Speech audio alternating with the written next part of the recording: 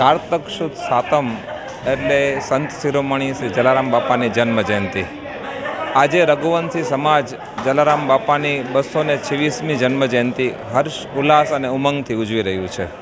આજે સવારે દરિયાસ્થાન મધ્યે મહાપૂજા અને મહાઆરતીનું આયોજન હતું.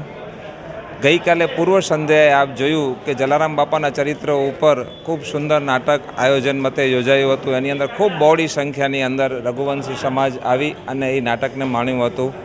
આજે સાંજે 7 વાગે કતીરા પાર્ટી પ્લોટ મધ્યે સમસ્ત રઘુવંશી સમાજ પંચકોશી એટલે મિર્જાપર, શુકપર, માધાપરના દરેક રઘુવંશી સમાજ, સારસ્વત બ્રાહ્મણ સમાજ અને દેપાડા સમાજના લોકો આજે સાથે મળી અને લગભગ 12થી 15,000 લોકો સમૂહ ભોજન પ્રસાદનું આજે લેશે. અને સાંજે ત્યારબાદ 8:30 વાગે ભજન સંતવાણીનો કાર્યક્રમ ત્યાં કતીરા પાર્ટી પ્લોટ મધ્યે રાખવામાં આવ્યું છે. તો રઘુવંશી સમાજ જલારામ બાપાની 226મી જન્મ જયંતિ હર્ષ ઉલ્લાસ અને ઉમંગથી ઉજવી રહ્યું છે.